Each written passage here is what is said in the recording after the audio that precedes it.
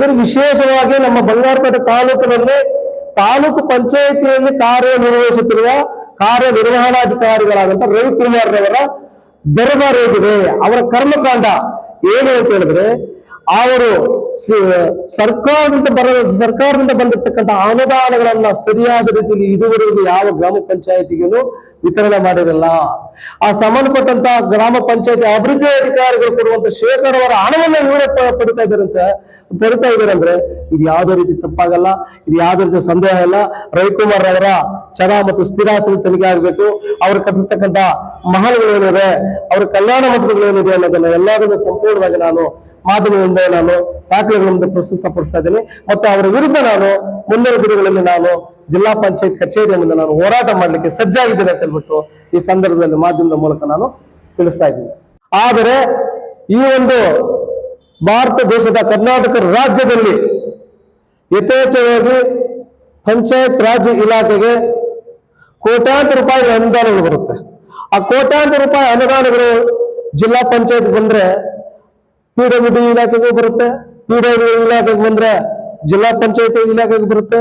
ಮತ್ತು ಅದಕ್ಕೆ ಆದಂತಹ ಒಟ್ಟಾರೆ ಟೋಟಲಿ ಎಕ್ಸಿಕ್ಯೂಟಿವ್ ಏನಿದೆ ಅಂದ್ರೆ ಇಒ ಅಂಡರ್ ಬರ್ತಕ್ಕಂಥ ಇಲಾಖೆಗಳು ಸಂಪೂರ್ಣವಾಗಿ ಎಲ್ಲಾ ಇಲಾಖೆಗಳಿಗೆ ಸಂಬಂಧಪಟ್ಟಂತ ಬಂಗಾರಪೇಟೆ ತಾಲೂಕು ಪಂಚಾಯತಿಗೆ ಬರ್ತಕ್ಕಂಥ ಅನುದಾನ, ಅವರಿಂದ ಹಂಚಿಕೆ ಆಗಿರ್ತಕ್ಕಂಥ ಅನುದಾನಗಳು.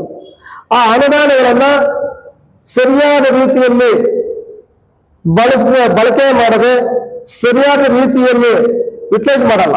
ಯಾಕೆ ಮಾಡಲ್ಲ ಅಂತ ಹೇಳಿದ್ರೆ, ಈಗಿರ್ತಕ್ಕಂಥ ಬಂಗಾರಪೇಟೆ ತಾಲೂಕು ಪಂಚಾಯತ್ ಕಾರ್ಯನಿರ್ವಹಣಾ ಅಧಿಕಾರಿಗಳಾದಂತ ರವಿಕುಮಾರ್ ಅವರು, ರವಿಗೌಡರು ಅವರದೇ ಆದಂತ ದರ್ಪದಲ್ಲಿ ಇವತ್ತಿನ ದಿವಸ ಸಂಪೂರ್ಣವಾಗಿ ಪಂಚಾಯತ್ಗಳು ಯಾವುದೇ ರೀತಿಯಾಗಿ ಅಭಿವೃದ್ಧಿ ಆಗಿದೆ, ಪಂಚಾಯತ್ ಅನುದಾನಗಳನ್ನ ಇವರೇ ಕಬಳಿಸುವಲ್ಲಿ ವಿಶೇಷವಾಗಿ ಇವರೇ ಕಬಳಿಸ್ತಾ ಇದೆ ಅನ್ನೋದಕ್ಕೆ ವಿಶೇಷ ನಮ್ಮ ಹತ್ರ ಸಾಕ್ಷ್ಯ ಆಧಾರಗಳಿದೆ.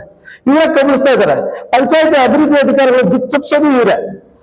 ಕಾರಣ ಏನಂತಂದ್ರೆ, ಪಂಚಾಯತಿ ಅಭಿವೃದ್ಧಿ ಅಧಿಕಾರಿಗಳಿಗೆ ಇವರು ಹೇಳಿದ ರೀತಿಯಲ್ಲಿ ಪಂಚಾಯತಿ ಕಾರ್ಯವೈಖರಿಗಳನ್ನು ಮಾಡದೇ ಇದ್ರಲ್ಲಿ, ಕಾರ್ಯನಿರ್ವಹಿಸದೇ ಇದ್ದ ಪಕ್ಷದಲ್ಲಿ ಅವರನ್ನು ಬೇರೆಯವರಿಗೆ ವರ್ಗಾವಣೆ ಮಾಡುವುದರಲ್ಲಿ ಇವರು ಬಹಳ ನಿಸ್ಸೀಮರು. ಯಾಕೆ ಇವರೇನು ಜಿಲ್ಲಾ ಪಂಚಾಯತ್ ಕಾಯ್ದೆಗಳನ್ನು ಅಧ್ಯಯನ ಮಾಡಿಲ್ವೇನು? ಅಧ್ಯಯನ ಮಾಡಿರ್ಬೇಕು. ಅದಕ್ಕೆ ಆದಂತ ಇಲಾಖೆಗೆ ಬಂದಂತವರು ಅಧ್ಯಯನ ಮಾಡಬೇಕು.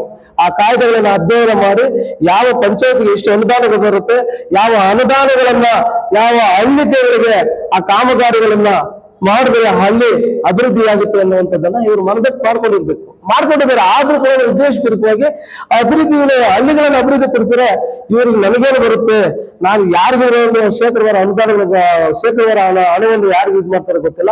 ಆದ್ರೆ ಇವ್ರು ದರ್ಪ ಹೇಗಿರುತ್ತೆ ಅಂತ ಹೇಳಿದ್ರೆ, ಅವರು ನಾನು ಒಬ್ಬ ಪ್ರಾಮಾಣಿಕ ಅಧಿಕಾರಿ ಅನ್ನುವಂಥ ರೀತಿಯಲ್ಲಿ ಇವ್ರು ವರ್ತಿಸ್ತಾ ಇದ್ದಾರೆ. ಆದ್ರೆ ಇವರು ಹೊರಡಿಸಿರ್ತಕ್ಕಂಥ ಹಣದೊಂದಿಗೆ ನಾನೆಲ್ಲ ಕಲೆಕ್ಟ್ ಮಾಡಿದ್ದೀನಿ, ನಾನು ಪುರಾವೆಗಳನ್ನ ಆಧರಿಸಿದ್ದೀನಿ. ಪುರಾವೆಗಳನ್ನ ಆಧರಿಸಿ ಇವರ ವಿರುದ್ಧವಾಗಿ ದಿನಾಂಕ 26 ಶುಕ್ರವಾರ 27 ಶುಕ್ರವಾರದಂದು ನಾವು ಕೋಲಾರ ಜಿಲ್ಲಾ ಪಂಚಾಯತ್ ಕಚೇರಿಯ ಮುಂದೆ ನಾವು 27ನೇ ತಾರೀಕಿನ ದಿನದಂದು ಈಗಾಗಲೇ ನಾವು ಪೊಲೀಸ್ ಬಂದೋಬಸ್ತ್ಗೆ ನಮ್ಗೆ ಕೊಟ್ಟಿದ್ವಿ, ಬರ್ದಾಗ್ತಾ ಇದ್ವಿ. ಇವತ್ತು ಬರ್ದಾಗ್ತಾ ಇದ್ವಿ. ರವಿಕುಮಾರ್ ಅವರ ವಿರುದ್ಧ ಒಟ್ಟಾರೆ ಎಲ್ಲ ಇಒಗಳು ಮಾಡಿದ್ದಾರೆ, ಮುಳಬಾಗಿಲೇ ಮಾಡಿದ್ದಾರೆ. ಮುಳಬಾಗಿಲು ಇಒ ಅಂತಲೂ ಬಿಡಲ್ಲ. ಇಒ ಬಂಗಾರಪೇಟೆಯಲ್ಲಿ ಬಂಗಾರಪೇಟೆ ತಾಲೂಕಿನಲ್ಲಿ ಈಗಾಗಲೇ ಅಮಾನತ್ತಾಗಿ ಈಗ ಮತ್ತೆ ಕಾರ್ಯನಿರ್ವಹಿಸ್ತಿರುವ ಇಒ ವೆಂಕಟೇಶಪ್ಪನವರು ಅಮಾನತ್ ಮಾಡ್ಲಿಲ್ವೇನು? ಸಂಬಂಧಪಟ್ಟ ಲೋಕಾಯುಕ್ತ ತನಿಖೆ ಆಗಲಿ. ಬಂಗಾರಪೇಟೆ ರವಿಕುಮಾರ್ ಅವರ ಚರ ಮತ್ತು ಸ್ಥಿರಾಸ್ತಿಗಳನ್ನು ತನಿಖೆ ಮಾಡಬೇಕು. ಅವ್ರು ಯಾವ ಪಂಚಾಯತಿನಲ್ಲಿ ಎಷ್ಟೆಷ್ಟು ಈ ಖಾತೆಗಳನ್ನು ಮಾಡಿದ್ದಾರೆ, 15ನೇ ಹಣಕಾಸು ಯೋಜನೆಯಲ್ಲಿ ಬಂದಿರ್ತಕ್ಕಂಥ ಅನುದಾನಗಳನ್ನು ಎಷ್ಟು ಸಾರಿ ಬಳಸಿದ್ದಾರೆ ಅನ್ನೋದನ್ನ ನಕಲಿ ಬಿಲ್ಗಳು ಮಾಡಿರ್ತಕ್ಕಂಥದ್ದಿಲ್ಲ. ಅವರೆಲ್ಲ ಇವ್ರು ಲಾಗಿನ್ ಬಂದಿರುತ್ತೆ, ಇವ್ರು ಕೂಡ ಸಹಿ ಮಾಡಿದ್ದಾರೆ. ಈ ಪಂಚಾಯತ್ ಬಂಗಾರಪೇಟೆ ತಾಲೂಕು ಪಂಚಾಯತಿ ಕಾರ್ಯನಿರ್ವಹಣಾಧಿಕಾರಿಗಳಿಂದ ರವಿಕುಮಾರ್ ಅವರು ಎಷ್ಟು ಈ ಖಾತೆಗಳಿಗೆ, ಅವರ ಲಾಗಿನ್ ಅಲ್ಲಿ ಎಷ್ಟು ಈ ಖಾತೆಗಳಿದೆ, ಒಂದೊಂದು ತನಿಖೆ ಆಗಬೇಕು. ಅನಧಿಕೃತವಾದಂತಹ ಬಡಾವಣೆ ನಿರ್ಮಾಣ ಮಾಡೋದಕ್ಕೆ ಇವರು ಪ್ರಚೋದಕರೇ. ಇವರ ಒಂದು ಪ್ರೇರಣೆಯಿಂದ ಇವತ್ತು ದಿವಸ ಪಂಚಾಯತ್ಗಳೆಲ್ಲ ಹಾಳಾಗಿದೆ. ಎಲ್ಲ ಪಂಚಾಯತ್ ಅಭಿವೃದ್ಧಿ ಅಧಿಕಾರಿಗಳನ್ನು ದಿಕ್ಸಪ್ಪಿಸಿದ ಇವರೇ. ಕಾರಣ ಏನು? ಮಾಸಿಕವಾದಂತ ಇಷ್ಟಂತ ನಿಗದಿಪಡಿಸಿದ್ದಾರೆ, ಅಷ್ಟು ತಗೊಂಡಾಗ ಇವ್ರು ಕೊಡಬೇಕು. ಕೊಟ್ಟ ನಂತರ ಆ ಪಂಚಾಯತ್ ಅಭಿವೃದ್ಧಿ ಅಧಿಕಾರಿ ಈ ಒಂದು ಪಂಚಾಯತ್ನಲ್ಲಿ ಕಾರ್ಯನಿರ್ವಹಿಸಿದ್ರು ಬೇರೆಯವರಿಗೆ ವರ್ಗಾವಣೆನೇ ಇರಲ್ಲ. ವರ್ಗಾವಣೆ ಇಲ್ಲದಿರ್ತಕ್ಕಂಥ ಸಂದರ್ಭದಲ್ಲಿ ಎಲ್ಲಾ ಕೋಲಾರ ಜಿಲ್ಲಾದ್ಯಂತ ಪಂಚಾಯತಿ ಕಾರ್ಯನಿರ್ವಹಣಾಧಿಕಾರಿಗಳು ಅಭಿವೃದ್ಧಿ ಅಧಿಕಾರಿಗಳನ್ನ ಬೇರೆಯವರಿಗೆ ವರ್ಗಾವಣೆ ಮಾಡುವುದರಲ್ಲಿ ಅವರದೇ ಆದಂತ ತೀರ್ಮಾನಗಳನ್ನು ಕೈಗೊಳ್ತಾರೆ. ಯಾರು ತೀರ್ಮಾನವೂ ಇರಲ್ಲ. ಸಂಬಂಧಪಟ್ಟ ಜಿಲ್ಲಾ ಪಂಚಾಯತ್ ಮುಖ್ಯ ಕಾರ್ಯನಿರ್ವಹಣಾಧಿಕಾರಿಗಳ ತೀರ್ಮಾನವೂ ಇರಲ್ಲ, ಸರ್ಕಾರದ ಸುತ್ತೋಲೆಗಳಿರಲ್ಲ, ಯಾವುದು ಇಲ್ಲದೆ ಅಂತ ಸಂದರ್ಭದಲ್ಲಿ ಇವರು ಏಕ ನಿರ್ಧಾರವನ್ನು ಕೈಗೊಂಡು ತೀರ್ಮಾನ ಮಾಡಿ ಅವರು ಪಂಚಾಯತಿ ಅಭಿವೃದ್ಧಿ ಅಧಿಕಾರಿಗಳನ್ನ ಪ್ರಭಾರ ನೀನು ಅಲ್ಲಿಗೆ ಹೋಗು, ಒಬ್ಬೊಬ್ಬ ಪಂಚಾಯತಿ ಅಭಿವೃದ್ಧಿ ಅಧಿಕಾರಿಯನ್ನ 3-4 ಗ್ರಾಮ ಪಂಚಾಯತ್ಗಳಿಗೆ ಕಾರ್ಯನಿರ್ವಹಿಸಲು ಅಭಿವೃದ್ಧಿ ಅಧಿಕಾರಿಯಾಗಿ ನೀನು ಹೋಗು, ಗ್ರೇಡ್ 2 ಅಲ್ಲಿ ಅಭಿವೃದ್ಧಿ ಅಧಿಕಾರಿಯಾಗಿ ಕೆಲಸ ಕೊಡ್ತಾರೆ. ಇಂಥ ಬಂಗಾರಪೇಟೆ ತಾಲೂಕು ಪಂಚಾಯತ್ ಕಾರ್ಯನಿರ್ವಹಣಾ ಅಧಿಕಾರಿಗಳು ಬಂಗಾರಪೇಟೆಗೆ ಬೇಕು ಎನ್ನುವಂತ ಪ್ರಶ್ನೆಯನ್ನ ಇಡೀ ಸಮಾಜ ನೋಡ್ಬೇಕು, ಇಡೀ ಸಂಘ ಸಂಸ್ಥೆಯವರು ಇದನ್ನು ಪ್ರಶ್ನೆ ಮಾಡಬೇಕು ಮತ್ತು ಸಾರ್ವಜನಿಕರು ಪ್ರಶ್ನೆ ಮಾಡಬೇಕು. ಈ ರವಿಕುಮಾರ್, ಕೋಲಾಲೂರು, ಕೋಲಾರ, ಶ್ರೀನಿವಾಸಪುರ, ಕೆಜೆಪ್ಪ 6 ತಾಲೂಕುಗಳು ಒಳಗೊಂಡಿರ್ತಕ್ಕಂಥ ಕೋಲಾರ ಜಿಲ್ಲೆಯಲ್ಲಿ ಎಲ್ಲರೂ ಪ್ರಶ್ನೆ ಮಾಡ್ಬೇಕು ಎನ್ನುವಂಥದ್ದನ್ನ ನಾನು ಈ ಸಂದರ್ಭದಲ್ಲಿ ಮಾಧ್ಯಮದಲ್ಲಿ ಹೇಳ್ತಾ ಇದ್ದೀನಿ.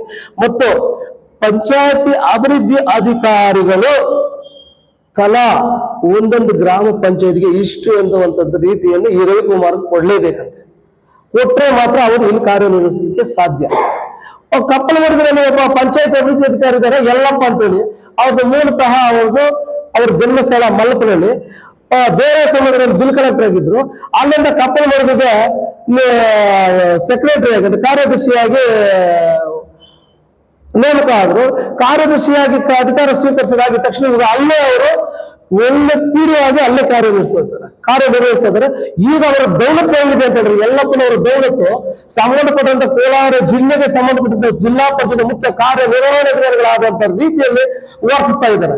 ಅವರನ್ನು ಇಂತಹ ಅಧಿಕಾರಿಗಳನ್ನ ಅವರು ಪಂಚಾಯತ್ ಅಭಿವೃದ್ಧಿ ಶುಕ್ರವಾರ ದಿನದಂದು ಈ ಒಂದು ಎಲ್ಲಾ ತಾಲೂಕಾ ಪಂಚಾಯತ್ ಕಾರ್ಯನಿರ್ವಹಣಾ ಅಧಿಕಾರಿಗಳ ಹೋರಾಟ ಮಾಡ್ತೀವಿ.